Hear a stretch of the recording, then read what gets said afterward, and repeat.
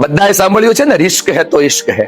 પણ આ દુનિયામાં જેટલા લોકોએ ખૂબ મોટા રિસ્ક લીધા છે ને, તો એ રિસ્ક કોઈના ટ્રસ્ટ પર લીધા છે. ટ્રસ્ટને સારી ભાષામાં વિશ્વાસ કહેવાય. અને આ વિશ્વાસ પછીનો જે આઘાત છે, વિશ્વાસઘાત છે. આ દુનિયામાં 100 લોકો નિષ્ફળ જતા હશે ને, તો એમાંથી 90 લોકો નિષ્ફળ જવા પાછળનું મોટું કારણ હશે કોઈના ટ્રસ્ટનો ઇશ્યુ, એટલે કે વિશ્વાસઘાત. શું તમારી સાથે આવો વિશ્વાસઘાત થયો છે?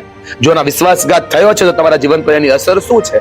કોમેન્ટ જરૂર કરજો. અને દોસ્ત યાદ રાખજો અમારી વાતને, જો આ ઘટનામાંથી બહાર નીકળશો નહીં ને, તો દુનિયાના બધા જ લોકો તમને વિશ્વાસઘાતી લાગશે. પણ એ માત્ર ઘટના હતી, એની વાર્તા નહીં બનાવો. આ દુનિયામાં સારા લોકો પણ છે, અને સારા લોકો છે ને એટલે જ લોકોના બિઝનેસ ચાલી રહ્યા છે. તમે જો ડ્રાઈવર પર ભરોસો નહીં કરો ને, તો તમે એક પ્લેસ થી બીજા પ્લેસ પર નહીં પહોંચી શકો. તમે જો નાઈ પર એટલે કે વાળંદ પર ભરોસો નહીં કરો ને, તો તમારી સેવિંગ નહીં થાય. તમે રસોઈયા પર ભરોસો નહીં કરો ને, તો સારું ભોજન નહીં આવે. તમે કામવાળા પર ભરોસો નહીં કરો તો ઘરની ચોખ્ખાઈ નહીં જાય. બીજું ભરોસાથી તો વાહન તરે છે. વિશ્વાસઘાતી લોકોને સાઈડ કરો અને ભરોસાવાળા લોકો પર ભરોસો આપો. આનાથી જ જીવન બને છે.